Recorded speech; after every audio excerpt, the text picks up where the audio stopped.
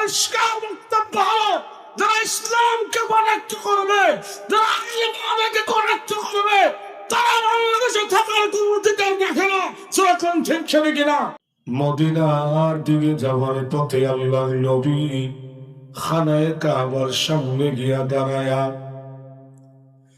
কাবা করে তার যাইয়া বিশ্ব নবী তখন চোখের পানি গুলো ছেড়ে দিয়ে কাঁদে, রে মক্কার জমিন, আমি মুহাম্মদের মন চাই না তোমাকে ছেড়ে মদিনা চলে যাওয়ার জন্য।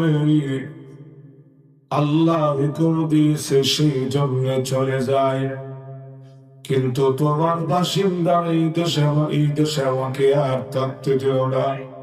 মনে হয় জিন্দিগিতে আমি আর কোনদিন ফিরে আসতে পারব না।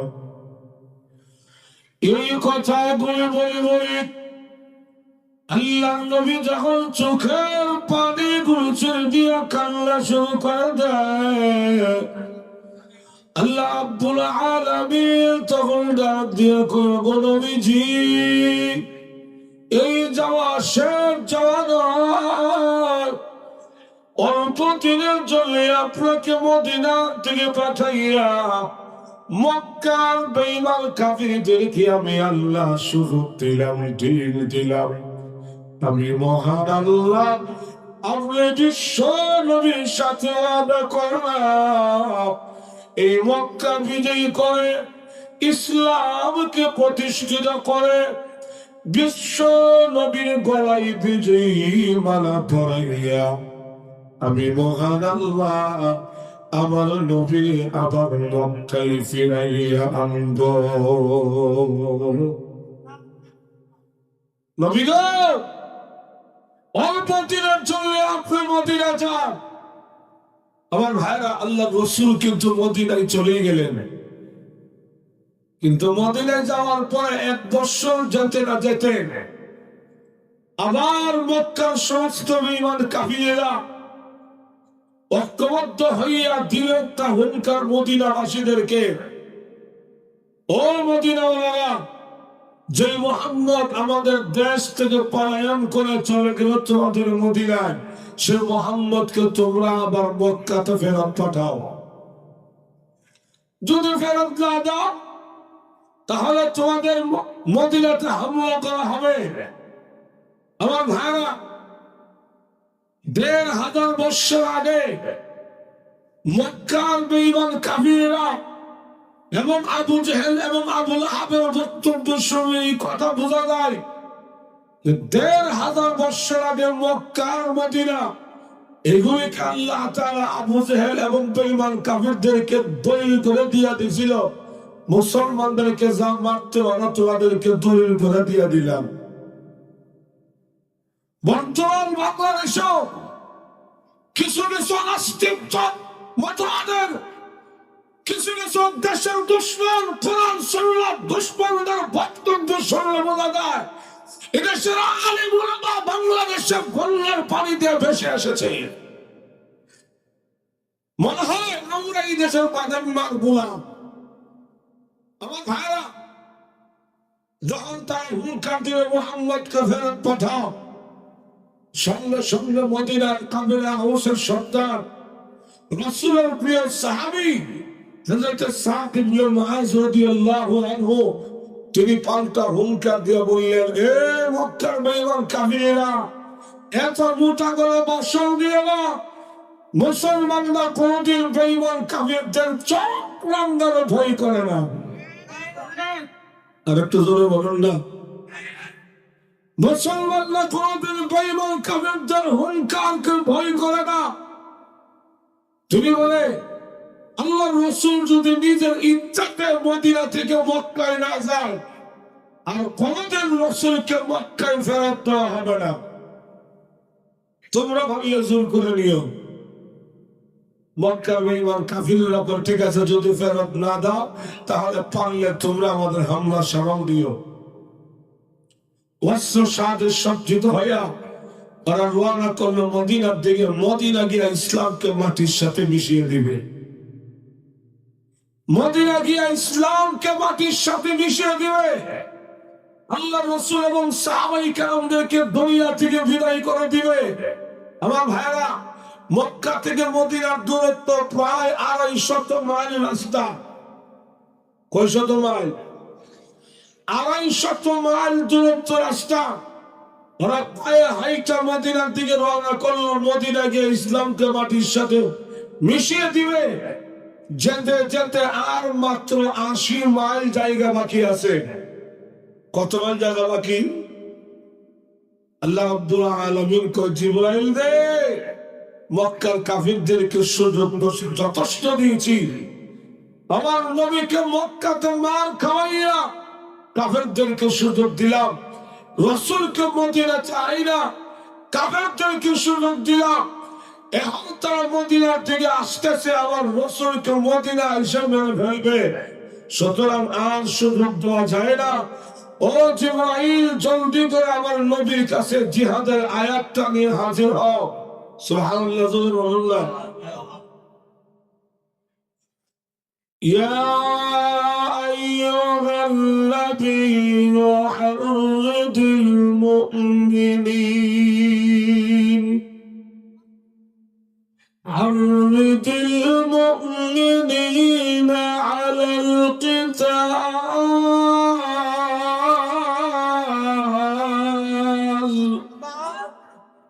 আল্লাহ রাব্বুল আলামিন বলেন, ও নবী, মুসলমানদেরকে উৎসাহিত করুন, সাহাবায়ে কেরামদেরকে সাহস দিন, বেঈমান কাফিরদের বিরুদ্ধে জিহাদ করে তাদের কল্লা কাটার জন্য। আল্লাহ আদেশ দিলেন, যে সমস্ত বেঈমান কাফিরেরা মক্কা থেকে মদিনা আসতেছে আমার নবীকে মারার জন্য, একটা কল্যাণ মক্কা ফিরতে না পারে, সবগুলো মাথা কাইটা রেখে দিবে।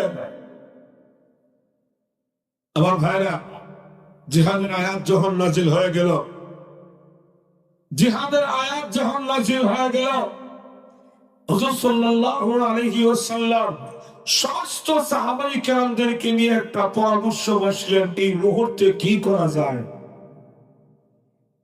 আল্লাহ রাসূল বলে, সাহাবীরা, একদিকে আমাদের মুসলমানদের সংখ্যা কম, অন্যদিকে কাফেরদের সংখ্যা বেশি। আমরা মুসলমানরা নিরস্ত্র, কাফেররা অস্ত্রবান, কি করব? যখন নবীজি সাহাবীদের সামনে পরামর্শ চাইলেন, আপনারা কি করেন? মুনাফিক তো আদৌ ছিল, কথা কয় না, জোরে বলুন না, নাকি আজকে নতুন হইল, নাকি মুনাফিক আগে ছিল? মুনাফিকরা আগে দাঁড়াইল, তারা দাঁড়ায় বলে, ইয়া রাসূলুল্লাহ, আমাদের যুক্তি আর পরামর্শ হইল, যেহেতু আমরা মুসলমানদের সংখ্যা কম, কাফেরদের সংখ্যা বেশি, আমরা নিরস্ত্র, তারা হলো অস্ত্রওয়ালা, সুতরাং তাদের সাথে জিহাদ করে, তাদের সাথে লড়াই করে, মার খাইয়া মরা মানে আত্মহত্যা করা, আর আত্মহত্যা করা আমাদের ধর্মের মহাপাপ।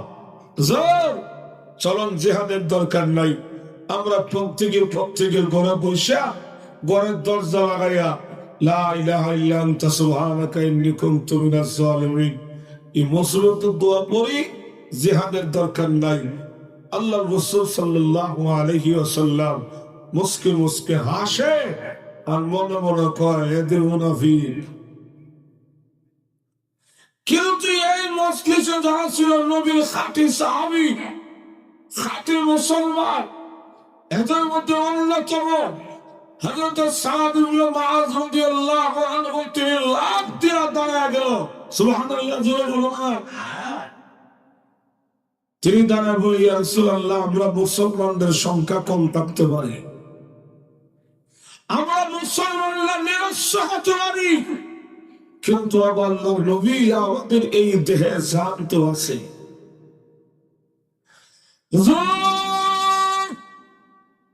আল্লাহর নবী, ইয়া রাসূলুল্লাহ, ইয়া হাবিবাল্লাহ, নবী গো,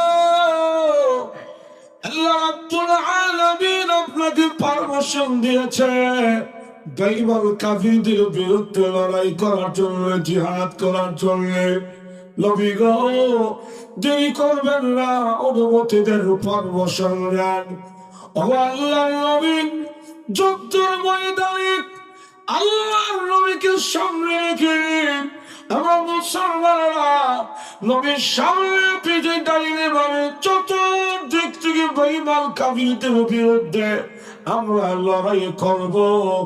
আল্লাহর কসম করে বলি, আমাদের শরীরে এক বিন্দু পরিমাণ রক্ত থাকতে আল্লাহর নবীকে জিহাদের ময়দানে রেখে আমরা সাহাবীরা 1 ইঞ্চিও পিছপা হব না।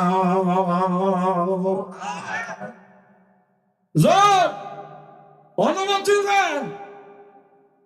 সাহাবীদের আবেগপূর্ণ বক্তব্য শুনে হুজুর সাল্লাল্লাহু আলাইহি ওয়াসাল্লাম অত্যন্ত খুশি হয়ে কই, সাহাবীরা তাই যদি হয় তাহলে তোমরা জিহাদ করবে কোন সিস্টেমে? সিস্টেমটা আগে বাতাও। সাহাবীদের মধ্যে একজন মুরব্বী সাহাবী ছিল, ওনার নামটা হলো হযরত সালমান ফারসি রাদিয়াল্লাহু আনহু। তিনি ইসলাম ধর্ম গ্রহণ করার সময় এই সাহাবীর বয়স ছিল 120, ইন্তেকালের সময় সাহাবীর বয়স ছিল 350। আরো জোরে বলুন না। মুরব্বী সাহাবী ডাকতে কই, ইয়া রাসূলুল্লাহ, আমার একটা যুক্তি আর পরামর্শ হইল, মক্কার কাফিররা যে রাস্তা দিয়ে ঢুকতো মদিনায়, এই রাস্তার মাথায় অর্থাৎ মদিনার সীমান্ত এলাকায় আমরা লম্বা করে একটা খাল করে বলি, যাতে করে মক্কার দুশমনরা এই খালটা পার হইয়া আমাদের মদিনার ভিতরে ঢুইকা আমরা মুসলমানদেরকে আক্রমণ করতে না পারে। হুজুর সাল্লাল্লাহু আলাইহি ওয়াসাল্লাম এই সাহাবীর পরামর্শে নবী সিদ্ধান্ত রায় দিয়া দিল, ঠিক আছে খাল খনন করুন। কিন্তু খালটা কত লম্বা? 4 মাইল লম্বা, 10 হাত গভীর, 15 হাত প্রশস্ত।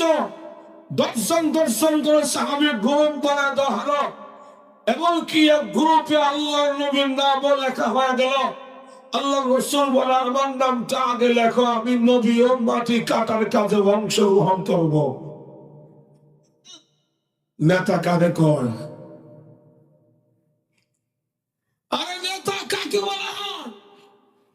আল্লাহর নবী বলে, আগে আমার নামটা লেখো, আমি আগে মাটি কাটার কাজে অংশগ্রহণ করব। বর্তমান সমাজের নেতাদের হালত হইল, যা যা যা চাই লাগতে গেলে সবার আগে আমি গিয়া পড়াই। কথা কই না রে, আরো জোরে বলুন না। কষ্টটা আমার হচ্ছে, আমার আওয়াজটা আজকে অনেক বসা, একমাত্রই মুরব্বীদের আদেশ রক্ষার্থে এত দূর থেকে দূরে আসা। আমার ভাইরা এখন যখন লক্ষ্য করে আল্লাহ রাসূল বলে, আমার নামটা আগে লেখো, আমি নিজে মাটি কাটা কাজে অংশগ্রহণ করব। এমন একটা কঠিন ভয়াবহ পরিস্থিতির মধ্যে পড়লেন সাহাবীরা। ওইদিকে তাদের বাড়িতে বউ বাচ্চার ইজ্জতের গ্যারান্টি নাই, বাড়ি ঘর নিরাপত্তার গ্যারান্টি নাই, গাছের মধ্যে মৌসুমি ফল, খেজুর পাকা, খেজুর পাড়ার পুরা মৌসুম, সবগুলো রেখা গেল সীমান্ত মাটি কাটার জন্য। আর ওই দেশের মাটি তো সিরাজগঞ্জের মাটির মতো এত নরম মাটি না। সাহাবাই কেরাম কোন কোন সাহাবী পেটের খিদায় পাথর বাচ্ছে, এমনকি আল্লাহ রাসূল যখন মাটি কাটার জন্য গর্তের ভিতরে নামতেন, রাসূলকে পর্যন্ত চেনা সম্ভব ছিল না গোলামানোর কারণে। কিন্তু আসল ঘটনা হইল, যে সাহাবী পরামর্শ দিয়েছে সালমান ফারসি রাদিয়াল্লাহু আনহু, এই সাহাবীর 10 হাত বন্ধকের ভিতরে নবীর দেওয়া দাগের মধ্যে এত বিশাল একটা পাথর পড়ে গেল, যেই পাথরটা সরানো সম্ভব না, এটা বাংলা সম্ভব না। আমার রাসূল যে দাগ দিয়েছে, আমার দাগের ভিতরে মাটি কাটবা, নবীর দেওয়া দাগ রেখা এটাও পরিবর্তন করা সম্ভব না। গেল সংবাদ আল্লাহ নবীর কাছে, ইয়া রাসূলুল্লাহ, এখন পাথরটা কি করব? আল্লাহ রাসূল তখন নিজে গর্তের ভিতরে নামিবেন, খুদাল্লাহ হাতে লইয়া কোদালের উল্টা পিঠ দিয়া নারে তাকবীর আল্লাহু আকবার স্লোগান দিয়া এমন জোরে একটা আঘাত করলো পাথরটির গায়ে, সঙ্গে সঙ্গে পাথরটা দুইটা টুকরা হয়ে গেল এবং তার মধ্যে আগুন জ্বলে উঠল। আল্লাহ রাসূল সাল্লাল্লাহু আলাইহি ওয়াসাল্লাম আগুনের ফোকাসের দিকে তাকায়া নবীজি মুস্কি হাসি দিয়া বললেন, আলহামদুলিল্লাহ। সাহাবীরা বলে, ইয়া রাসূলুল্লাহ, আলহামদুলিল্লাহ কেন বললেন তা তো বুঝলাম, কিন্তু মুস্কি হাসি দিলেন কেন? আল্লাহ রাসূল বলেন, সাহাবীরা মুস্কি হাসি দেওয়ার কারণটা হইল, আমি যখন পাথরে আঘাত করছি টুকরা হচ্ছে ঠিক, কিন্তু তার মধ্যে আগুন জ্বলে উঠল। এই আগুনের ফোকাসের মধ্যে আমার আল্লাহ তার কুদরতি সিস্টেমে আমার চোখের সামনে ওই যে রোমার পারস্য, এই দুইটা রাষ্ট্রের সকল রাজবাসা, সকল বালাখানা, তাদের দেশের রাজধানী শহর মহান আল্লাহ আমার চোখের সামনে তুলে ধরলো। আর জিবরাইল আলাইহিস সালাতু ওয়াস সালাম আমার কানে কানে বলে গেছে, আল্লাহর নবী গো, আপনি ভয় পাইছেন, মক্কার কাফেররা আসতেছে, এই দেশ থেকে ইসলামকে বিতাড়িত করে দিবে। ইয়া রাসূলুল্লাহ, ভয় করবেন না, এরা এই দেশ থেকে আপনাদেরকে বিতাড়িত করবে দূরের কথা, ওই যে রোম আর পারস্য দেখা যায়, এই দুটা রাষ্ট্র অল্প দিনের মধ্যে আপনার উন্নতির গ্রহণে চলে আসবে। এখন যেমন বর্তমানে ভারত, আমেরিকা, চীন, জাপান এরা শক্তিশালী, তৎকালীন সময়ে রোম আর পারস্য তেমন শক্তিশালী ছিল।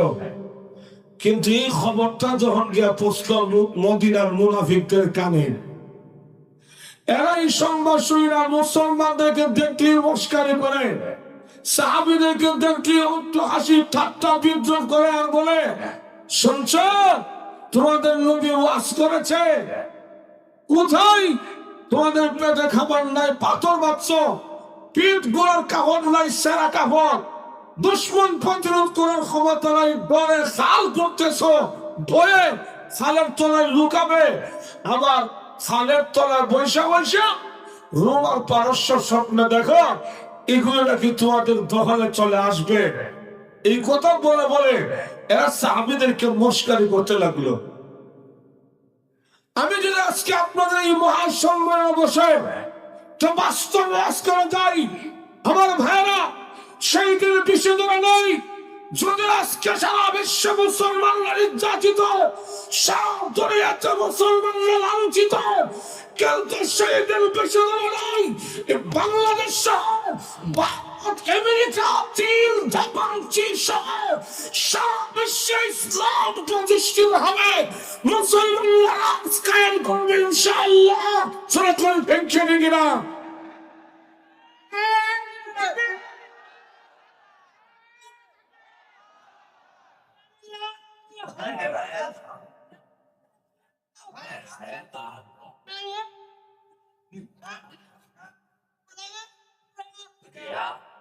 থামেন থামেন, উত্তরবঙ্গের মাটি, সিরাজগঞ্জের মাটি আমি জানি উর্বর মাটি, কিন্তু একজন মুরব্বী মানুষ, সাদা দাড়িওয়ালা মানুষ একটা স্লোগান দিল, আপনারা যে একটা আওয়াজ দিলেন, এই আওয়াজ নিয়ে জিহাদে গেলে ফিডা খাইয়া বাইজ্ঞা আসা ছাড়া কোনো উপায় নেই।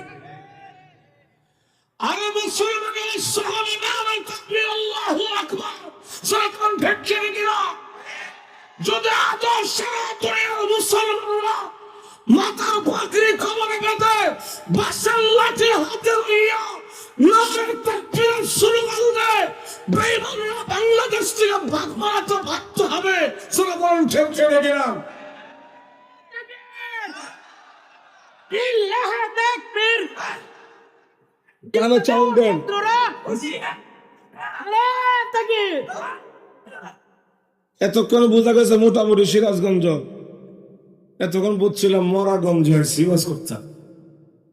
আমার ভাইরা এখন দেখুন, লক্ষ্য করে এই ওয়াজটা যে এখন আমি করি, যে সারা বিশ্বে একজন ইসলাম প্রতিষ্ঠিত হবে, সারা দুনিয়াতে মুসলমানরা রাজ কায়েম করবে, সেইটার বিষয় নয় এদেশের আকাশে কালিমার পতাকা উঠবে, সেইটার বিষয় নয়। এই ওয়াজটা এখন করলে আগামীকাল সকালে চার দোকানে বসে বসে বাজারে বসে বসে কিছু কিছু মুনাফিক মার্কা মুসলমানরা বলবে, শুনছেন নি গত রাত্রে মোল্লার রসটা? ওনারা ঘুমাই গেছেন কেন? জোরে বলেন না ঠিক নেই? শুনছেন গত রাত্রে মৌলবীর রসটা শুনছেন? বাংলাদেশের হুজুর আর ফাইন নিচে মাটি নাই, আবার ওয়াজে বসে বসে ভারত আমেরিকার স্বপ্ন দেখে। যেরকম ঠিক কিনা? ঠিক তেমনি ভাবে ওই যুগের মুনাফিকেরা যখন সাহাবীদেরকে মস্কারি করতে লাগলো, ঠাট্টা বিদ্রুপ করতে লাগলো, ঠিক সেই সময় মহান আল্লাহ তার রাসূলকে সান্ত্বনা দেওয়ার জন্য, সাহাবীদেরকে সান্ত্বনা দেওয়ার জন্য, মুনাফিকদের রক্ত হাসি দাঁত ভাঙ্গা জবাব দেওয়ার জন্য আমার তিলাওয়াতকৃত আয়াতখানা আল্লাহ নাযিল করে নবীকে আল্লাহ সান্ত্বনা দিয়েছেন, সাহাবীদেরকে আল্লাহ পাক সান্ত্বনা প্রদান করেছেন। সুবহানাল্লাহ, জোরে বলুন। এই হলো এই আয়াতের শান নুজুল। আল্লাহ রাব্বুল আলামিন বলেন, এই চা ঠান্ডায় দেয়, ফ্রিজতে আনছে। قل اللهم مالك الملك تؤتي الملك من تشاء وتنزع الملك ممن تشاء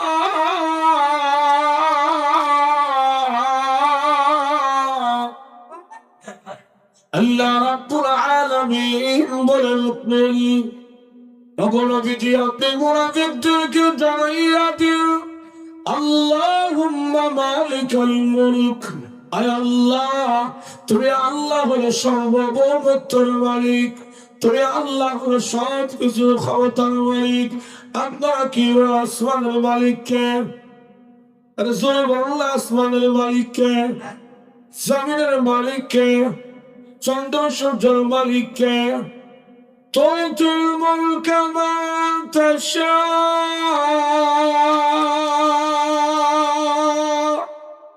তোমার যাকে ইচ্ছা হয় তাকে তুমি আল্লাহ রাষ্ট্রীয় ক্ষমতা দান করো। ওয়া তানজিউল মুলকা মিম্মান তাশা, তোমার যাকে ইচ্ছা না হয় তার কাছ থেকে তুমি আল্লাহ রাষ্ট্রীয় ক্ষমতা ছিনাইয়া আনো। ক্ষমতা দেওয়া এবং নেওয়া, এই অধিকার, এই ক্ষমতা, এই শক্তি একমাত্র কার হাতে? আরো জোরে বললাম। কিন্তু আল্লাহ এমন একজন কারিগর, যাকে আল্লাহ ক্ষমতা দেয়, যাকে আবার আল্লাহ রাষ্ট্রীয় ক্ষমতা দান করে, দেশের জনগণের মাধ্যমে জনগণের দিন তাতার দিকে ঘুরাইয়া বেশি করে সিল মারাইয়া, সিল মারো ভাই সিল মারো, ও অমুক বারকা সিল মারো। জনগণ ঠিক কিনা? অতীতে আমরা 18 বৎসর অতিক্রম করেছি, 18 বৎসর। আমার ভাইরা, ওই সময় সিল দিতে হয় না, এরা নিজেরা নিজেরাই ঘাস। আপনারা বলুন না। আমি গত 4-5 বছর আগে ভোট দেওয়ার জন্য শহর থেকে গ্রামে রওনা করছি। আমার ভাই আমার ফোন করে বলছে, তুমি আসার দরকার নাই, তোমার ভোট এরা দেয়া হয়েছে।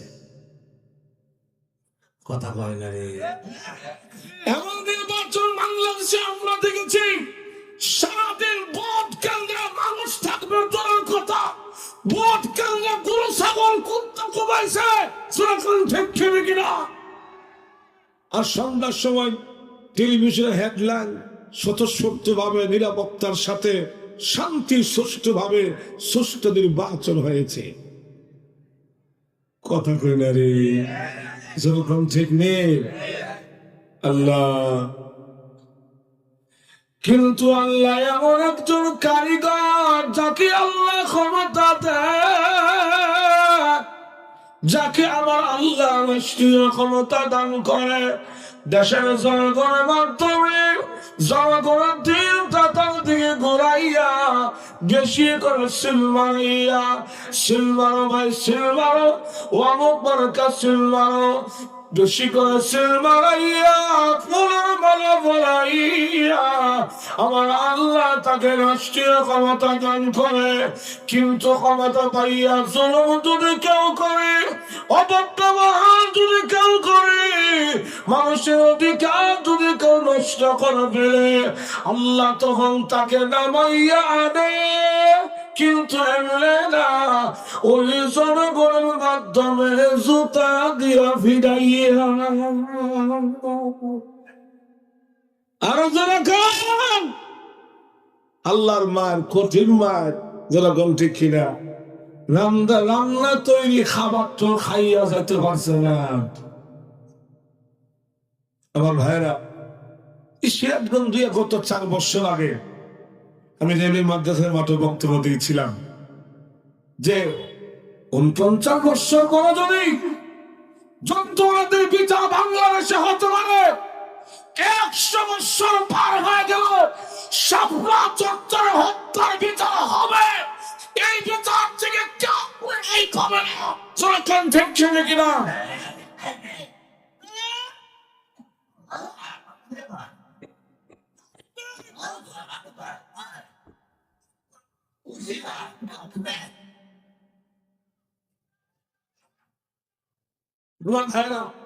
মাশাআল্লাহ, ঠিক আছে।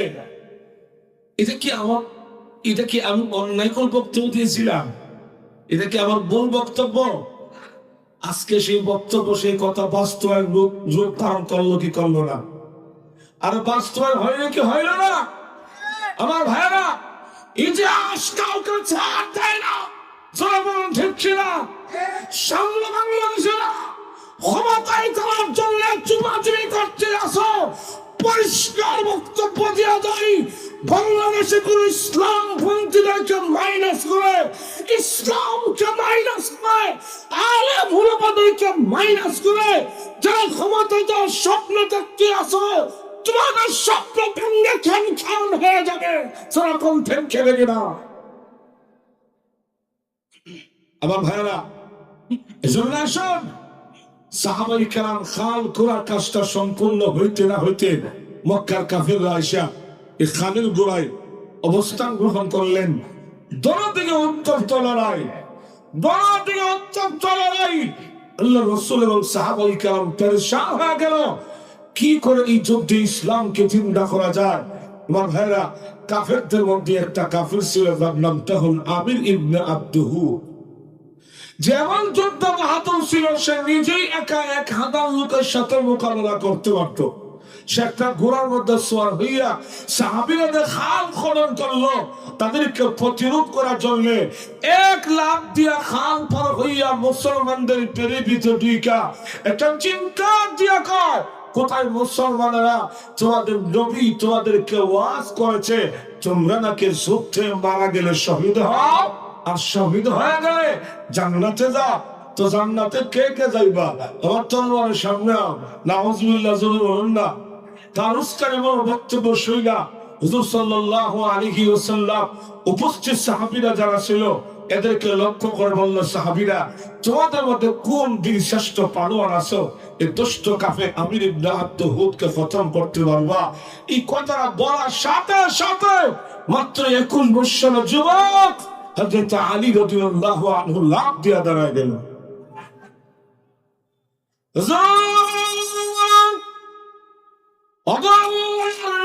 ইয়া রাসূলুল্লাহ, ইয়া হাবিবাল্লাহ, নবী গো, আমাকে অনুমতি দেন, আমি আলী তার মোকাবেলা করব। নবী বলেন, আলী রে, পারবা না, ছোট মানুষ। নবীজি ধমক দিয়া বসা দিলেন। নবীজি আবার বললেন, সাহাবীরা কে আছো? এ দুষ্ট কাফের আমির ইবনে আব্দুহুদকে খতম করতে পারবা? আবার আলী রাদিয়াল্লাহু আনহু লাফ দিয়ে দাঁড়ায় গেল। নবীজি বললেন, আলী রে, পারবা না, তুমি ছোট মানুষ। ধমক দিয়া বসাইয়া দিলেন। নবীজি আবার বললেন, সাহাবীরা কে আছো?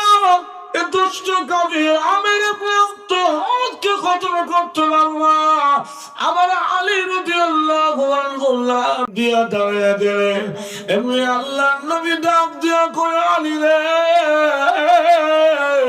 বাবা আসলা দিয়া দাঁড়িয়ে যাও চিনুনি জানুনি সে কোন বাহাদুর আমির ইবনে আব্দুহ তাল্লাহ যে বেশি একা 1000 লোকের সাথে মোকাবেলা করতে পারে ও আলী তুমি তার সাথে পারবে নাকি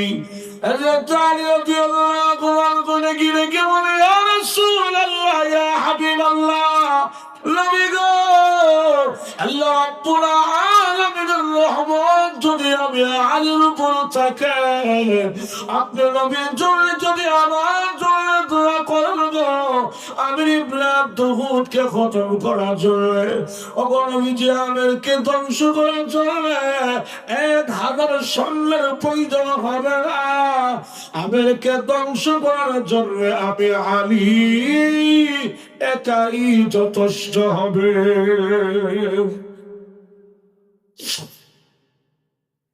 আল্লাহ নবী বলেন যাও তলোয়ার দিলাম সঙ্গে করে যাও যুদ্ধের পোশাক পরিধান করে যুদ্ধের ভান তলোয়ার লইয়া একটা ঘোড়ার মতো সওয়ার হইয়া রওনা হয়ে গেল আমির ইবনে আব্দুহুদের দিকে আর ওই দিকে আল্লাহ নবী চোখের পানিগুলো ছেড়ে দিয়া কান্দে আর করে প্রভু আল্লাহ আমার আলীকে আমি নবী তোমার কাছে আমানতে ছেড়ে দিলাম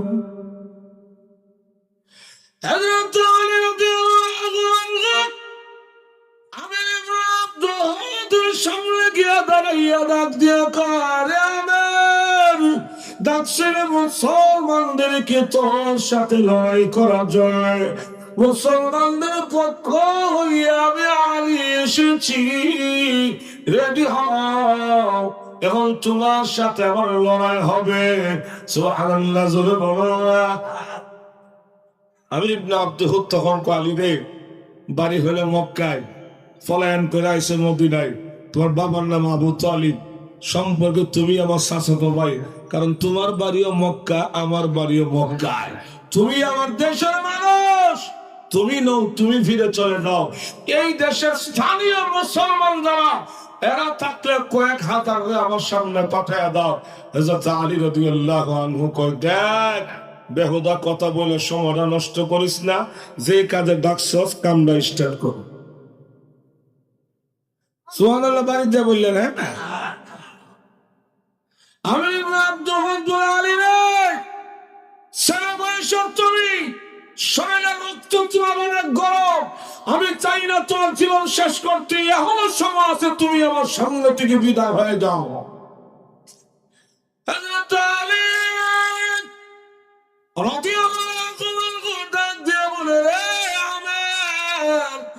মুসলমান বেঈমান কাফিরদের চোখ রাঙানো বই করে না মুসলমান কোনদিন বেঈমান কাফিরদের অহংকারকে ভয় করে না সুবহানাল্লাহ জোরে বলো না আরো জোরে বলো না রামের জানসি যেদিন থেকে আমি আলী মুসলমান হয়েছি যেদিন থেকে আমি আলী বিশ্বাস করেছি আমার আল্লাহ ছাড়া কোনো মাবুদ নাই যেদিন থেকে কালিমা পড়ে মুসলমান হয়েছি ওই দিন থেকে আমি আর জীবন আমার মরণ আমার যা কিছু আছে সব কিছু আমি আলী আমার মহান আল্লাহ রাব্বুল আলামিনের রাস্তায় ওয়াকফ করে দিয়েছি قل إن صلاتي ونسكي ومحياي ومماتي لله رب العالمين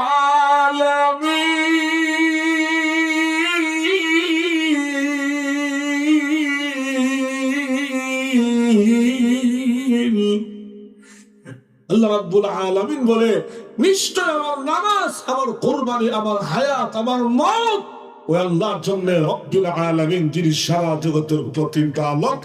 হযরত আলী রাদিয়াল্লাহু আনহু কয়, আমার মৃত্যু নিয়ে তোমার কোন টেনশন নাই, জলদি যে কাজে ডাকছো কাজটা আগে স্টার্ট করো। সুবহানাল্লাহ ধরে বলুন না। আমির ইবনে আব্দুল তখন কয়, তুই যখন তোমার সব আমার সাথে মার করতা, তো তুমি আলী তো ছেলে বয়সের বাচ্চা মানুষ, একটা সুযোগ আমি তোমাকে দেওয়া লাগে, সুযোগটা হলে তুমি আগে আমাকে আক্রমণ করো। হযরত আলী রাদিয়াল্লাহু আনহু কয়, এত বড় বোকা আমি নয়, তুই আগে আমাকে হামলা কর, আমি পারলে আমার জীবন বাঁচায় তোরে শেষ করতাম। আমির ইবনে আব্দুল কয়, না না না, তুমি আগে আমাকে হামলা করো। হযরত আলী রাদিয়াল্লাহু আনহু ডাক দেয়া কয়, আমির, এত সুযোগ তোরে দিলাম না হইলে কবি তোরে শেষ করে ফেলতাম, কিন্তু আমার আল্লাহ, আমার নবী, আমার ইসলাম, আমার কোরআন আমাকে নিষিদ্ধ করে দিয়েছে, মুসলমানরা আক্রান্ত না হলে অন্যায় ভাবে কারোর আগে গিয়ে অস্ত্র ধরে না। আরো জোরে বলুন, মুসলমানরা অন্যায় ভাবে কারোর আগে অস্ত্র ধরে না। যারা বলেন ঠিক ছিল কিনা এই কথাটা? হযরত আলী রাদিয়াল্লাহু আনহু এই বক্তব্যটা যদি আমার দেশের সকল বুদ্ধিজীবীরা বিশ্বাস করত, ইসলাম সন্ত্রাসী আর জঙ্গিবাদী, ইসলাম সমর্থন করে না, তার উপরে আগে অন্যায় ভাবে ঝাঁপিয়ে পড়া, এরা ইসলাম সমর্থন করে না, তাহলে সন্ত্রাসী আর জঙ্গির কথা কি বলতাম আমাদের হুজুরদের গায়ে আসতো না। আরে ঢাকাতে বৈশা, ইয়াসিনের ঘরে বৈশা, পুলিশ পাহারায় বসে, টকশোতে বসে ইসলামের বিরুদ্ধে কত বক্তব্য দেওয়া যায়, কথা কয় না। আরো জোরে বলুন না। সাহস থাকলে সিরাজগঞ্জ আসো, জনসম্মুখে আসো, আইসা ইসলাম এবং কোরআন সুন্নাহর বিরুদ্ধে বিশুদ্ধার করে দেখো, আলিম ওলামাদের বিরুদ্ধে কথা বলে দেখো। আমি আল্লাহকে কসম করে বলছি, বিগত চাপড়া নিয়ে ঢাকা পর্যন্ত ফিরতে পারবে না। আমার ভাইয়েরা, আমি শেষ করে দিচ্ছি। আমার ভাইয়েরা, হযরত আলী রাদিয়াল্লাহু আনহু ডাক দিয়া কর, তুই যদি আমাকে হামলা না করো তত তোর ধরতে পারতেছি না, যেরকম ঠিক কিনা? আমির ইবনে আব্দুল তখন ঠিক আছে, পারলে হামলা সামলায়ও। দুজন কিন্তু ঘোড়ার উপরে, ঘোড়ার খুঁড়ের আঘাতে ধুলাবাড়ি উঠতেছে, অন্ধকার হয়ে গেল। হঠাৎ করে আমির ইবনে আব্দুল তার তলোয়ার উপর থেকে উঠাইয়া ডিরেক্ট আঘাত হযরত আলী রাদিয়াল্লাহু আনহুর মাথাকে টার্গেট করে। হযরত আলী রাদিয়াল্লাহু আনহু নিজের জান রক্ষা করার জন্য সামনে দিকে ঢাল বাড়ালো, তার ঢাল ভেঙে দুই টুকরা হয়ে গেল। তলোয়ার ধরেছে, তলোয়ার ভেঙে দুই টুকরা হয়ে গেল। ওনার মাথার মাঝখানে আঘাত লাগলো, মাথার পাগড়ি পেশ কেটে, টুপি কেটে, চামড়া কেটে রক্তে লাল লাল হয়ে গেল। হযরত আলী রাদিয়াল্লাহু আনহু রক্তের ফোঁটার দিকে তাকায়া মুস্কি হাসি দিয়া কয়, আমের দল কিন্তু দিবি না। ইসলাম এমন একটা জিনিস, এটা টাচ না করলে আগুন ধরে না, রক্ত না ঝরলে আগুন ধরে। যারা বলেন ঠিক কিনা? আলী রাদিয়াল্লাহু আনহু রক্তের ফোঁটার দিকে তাকায়া মুস্কি হাসি দিয়া কয়, দৌড় কিন্তু দিবি না। এতক্ষণ পর্যন্ত চলছিল শয়তানের বাগের হামলা, এখন চলবে আল্লাহর বাগের হামলা। হযরত আলী রাদিয়াল্লাহু আনহু তলোয়ার উপর দিয়ে ঘুরাইয়া নারে তাকবীর আল্লাহু আকবার স্লোগান দিয়া ইমানি শক্তি অর্জন করে এমন জোরে আঘাত করলো, আমি ওদের মাথাকে টার্গেট করে আমের তার জান রক্ষা করার জন্য সামনের দিকে ঢাল বাড়ালো, তার ঢাল ভেঙে দুই টুকরা হয়ে গেল। তলোয়ার ধরেছে, তলোয়ার ভেঙে দুই টুকরা হয়ে গেল। তার মাথার মাঝখানে আঘাত লাগলো, মাথা কেটে, গলা কেটে, বুক কেটে, পেট কেটে লাকড়ির মতো সেলি হয়ে গেল। আমার দুই টুকরা হয়ে গেল। সে বসা আছে গোড়ার মধ্যে, আল্লাহু আকবার, তার গোড়া পর্যন্ত মাঝখান দিয়া দুই টুকরা হয়ে গেল। হযরত আলী তলোয়ার কিন্তু থামে না। আলী রাদিয়াল্লাহু আনহু তার ঘোড়া থেকে লাফ মাইরা জমিনে পড়ে গেল। আমার ধ্বংস হয়ে গেল, তার ঘোড়া পর্যন্ত দুই টুকরা হয়ে গেল। এমনকি হযরত আলীর তলোয়ারের মোটা পর্যন্ত মাটির নিচে গিয়া ঢুকিয়া যায়। ইমানি শক্তি অর্জন করে আঘাত করলো, আমার ধ্বংস হইলো, তার ঘোড়া পর্যন্ত ধ্বংস হয়ে গেল। আরেকজন সহযোগী আসতেছিল আমির ইবনে আব্দুহুদকে সাহায্য করতে। হ্যাঁ, তার নেতার হালত দেখা একটা উল্টা ব্রেক দিয়া কয়, লা ইলাহা ইল্লা আনতা সুবহানাকা ইন্নী কুনতু মিনাজ জালিমিন। আমার নেতারে দইরা জন্য শেষ করছে, আমার নেতারে ধইরা জন্য শেষ করছে। যদি আমার ধরতে হয় তোর তো আমার দশাটা, আমার হালাতরা এমন হইব। হ্যাঁ, উল্টা দুধ দিছে। আলিকর দুধ দিস না, আল্লাহর বাগের সামনে বললে সন্তানের বাগর জানবে রক্ষা করতে পারে না। যেরকম প্রেক্ষী না, পরিষ্কার বক্তব্য হলো, যারা ইসলামকে কনেক্ট করবে, যারা ইমানকে কনেক্ট করবে, তারা বাংলাদেশে থাকার কোন অধিকার দেখে না। সেরকম ঠিক ছেলে কিনা? আল্লাহ আমাদের সকলকে বুঝবার আমল করে তৌফিক দান করুন। যেরকম আমিন। ওয়া আখির দাওয়ানা আনিল হামদুলিল্লাহি রাব্বিল আলামিন।